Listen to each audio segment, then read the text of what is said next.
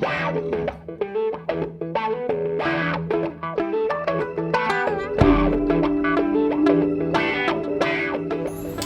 internautes, bonjour. Alors c'est la rentrée des classes, l'époque des foires au vin. Alors je suis venu rendre visite à mon ami Olivier Dufort, qui vient d'ouvrir la cave du vigneron à la Garde. Salut Olivier. Bonjour Christian, et bienvenue surtout. Merci. Alors pourquoi avoir ouvert une cave? Pourquoi avoir changé de vigneron à cave? Pourquoi ouvrir une cave? Pour une raison très simple, c'est que ça correspond aujourd'hui à une véritable attente. Il faut quand même savoir qu'il y a 3 bouteilles sur 4 qui sont achetées en grande distribution, où le manque de conseils fait vraiment défaut. Donc on a vraiment un rôle à jouer en ce sens. Ça c'est la raison première. Et la seconde, qui est peut-être accessoire mais qui est importante à mes yeux, c'est que le monde du vin c'est mon milieu, c'est mon monde, c'est quelque chose que je trouve fantastique. Et je suis très heureux aujourd'hui de pouvoir apporter ça à toutes les personnes qui franchissent la porte. Tu es passé un peu de l'autre côté, maintenant tu fais partager un peu ta passion. Alors c'est vrai que beaucoup de cavistes aujourd'hui, tous les bons cavistes essaient de dispenser et de donner une idée ou une philosophie ou une ligne directrice à travers les vins qu'ils choisissent, qu'ils sélectionnent et qu'ils vendent. Alors certains sont dans la mouvance un peu des vins nature, des vins bio, etc. etc. C'est une façon de se positionner, hein. Je veux dire, le mouvement des vins nature, c'est un peu... Moi je trouve que c'est un peu bobo, mais bon, voilà, ça a le mérite d'exister et de répondre à une demande. Toi, ta philosophie ici, c'est quoi sur quel message tu veux faire passer en fait? Je veux faire passer le message de la diversité. C'est un monde qui est extrêmement riche de ce côté-là. Donc on a une très jolie sélection de Provence bien sûr, mais on a aussi une sélection de vins d'à peu près partout en France, avec certaines régions bien sûr surreprésentées parce que de la Provence?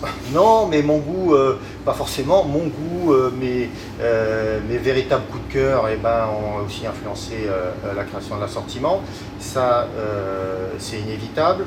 J'ai aussi commencé à mettre l'accent sur une sélection de vins étrangers, c'est quand même quelque chose qui est assez rare, qui est très difficile à mettre en place, mais on a fait cet effort-là. Parce qu'au-delà des ventes, il y a aussi le problème de l'approvisionnement. Aussi. Il y a la sélection du produit en soi, et puis ensuite il y a les sources d'approvisionnement. Enfin, on a aussi fait un effort sur quelque chose qui est assez demandé, ce sont les alcools. On a plus d'une centaine de références de whisky, une soixantaine de rhum, d'autres alcools. Voilà, on a fait un petit effort de ce côté-là. Là aussi, ça a été très difficile pour trouver des choses un petit peu différentes, et surtout qui permettent de trouver chez nous quelque chose de nouveau à chaque fois et qui correspond à une sélection aboutie. On a sillonné toute la France pour les vins. Aujourd'hui, on a 600 ou 700 références, ça correspond à 8% de ce qu'on a dégusté, donc ça a été le travail d'une année, quoi. Il y a un panel assez représentatif. Oui, et changeant, émouvant. Ouais, c'est important. Parce que là, nous sommes au mois de septembre, c'est sûr que les vins, on va dire estivaux, sont surreprésentés, mais ça va bouger. Au mois d'octobre, on n'aura pas tout à fait les mêmes vins non plus à proposer. D'accord. Bon, on verra après de toute façon, puisque je t'ai demandé de me présenter une petite sélection de tes coups de cœur ou peut-être des choses qui t'ont un petit peu amusé ou régalé. D'accord. Merci. Christian, nous sommes en pleine période de la foire au vin. Peux-tu nous expliquer ce concept? Le concept de la foire au vin, ouais. Et c'est vrai que c'est un événement qui prend beaucoup de place dans le monde du vin, essentiellement dans l'univers de la grande distribution. Alors le concept, c'est de réunir une offre absolument énorme, pléthorique, voire même à la limite des fois un petit peu exagérée, la mettre bien en avant, de beaucoup communiquer par rapport à ça, et de faire en sorte que ça soit pratiquement un rendez-vous annuel pour que les gens viennent dans votre établissement, que ça soit donc un supermarché, un hypermarché, et maintenant les cavistes, et y compris maintenant tous les sites internet, et que ça soit un peu le rendez-vous annuel où les gens viennent s'approvisionner plutôt sur des vins, alors sur des quantités un petit peu plus importantes, qui sont des vins qui vont être gardés ou bu tout au long de l'année. Voilà. Alors sur le concept un peu profusion, c'est vrai qu'on met beaucoup en avant des prix un peu modestes, un certain nombre d'opérations promotionnelles qui font que le client fait des bonnes affaires ou pas toujours. Mais ça a eu une histoire, il y a longtemps que ça existe? Alors, les premières foires au vin, je crois, datent de 1973. Dans la grande distribution, c'était chez Leclerc qu'on avait monté cette opération-là. Mais pourquoi le mois de septembre? Le mois de septembre, c'est la période des vendanges, c'est la période où il se passe un peu des choses dans le monde du vin. Alors c'est vrai que c'est assez curieux, mais bon, après il y a une relation économique en fait, c'est que septembre correspond au moment, il y a un moment dans l'année où les vignerons ont besoin souvent de faire un petit peu de place, c'est le mois de juin, quelques temps avant les vendanges, pour ça va faire un peu de place dans la cave pour le nouveau millésime qui va rentrer. Donc c'est vrai que des vignerons sont peut-être plus enclins à faire des promotions ou des prix sur certains de leurs vins, de façon à ce que ces vins-là soient vendus plutôt qu'ils restent en stock et qui ne servent à rien. C'est principalement une démarche de grande surface. C'est encore aujourd'hui, en 2016, c'est intéressant d'aller dans une grande surface?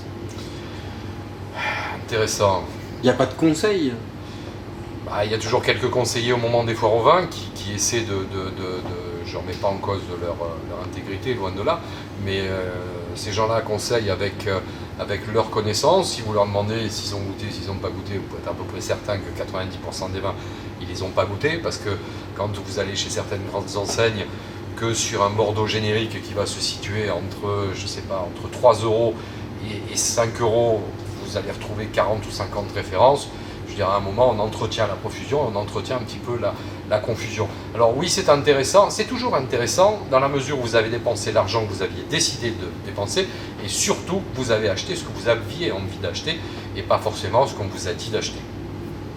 Là est la limite, je pense. Et la différence entre aujourd'hui une grande surface et un caviste comme ici, la cave du vigneron, c'est le conseil en plus? Disons que dans les foires vins, comme je vous disais, dans les supermarchés, il y a d'excellents vins parce que aujourd'hui de grandes enseignes demandent le concours de certains très bons professionnels du vin, que ce soit des sommeliers ou que ce soit certains œnologues. Donc leur sélection est très rigoureuse, on ne peut pas leur enlever. Après, comme je vous disais, ce qui est embêtant, c'est que vous vous retrouvez là dans un rayon, vous avez des centaines de références et vous êtes un petit peu perdu. Alors si vous n'avez pas préparé un minimum votre visite en prenant un certain nombre de renseignements sur les catalogues, et avec Internet aujourd'hui on a tous les renseignements que l'on veut, ou alors avec les guides spécialisés, je veux dire que là ça peut être un achat réussi. Après c'est vrai que chez le caviste, la sélection n'est pas dans la profusion mais dans la précision, et qu'effectivement chez un caviste, si vous arrivez en disant voilà, écoutez, moi j'aime les Madirans j'aime les Madirans, le caviste comprendra que vous aimez un vin du sud-ouest qui est plutôt puissant et saura vous proposer quelque chose qui va y ressembler et qui correspond surtout à votre besoin. Ça, c'est super important. Après, la troisième partie, c'est le monde de l'Internet qui se développe beaucoup. Encore une fois, là, on peut prendre un peu plus son temps parce que devant votre ordi, prenez le temps qu'il vous faut. Que les descriptifs sont plutôt assez bien faits. Voilà. Après, effectivement, ce qui manque, ça va être, d'une façon générale, ça va être le conseil. Bien que certains cavistes sur le web mettent en place des plateformes de conseil qui sont tout à fait performantes.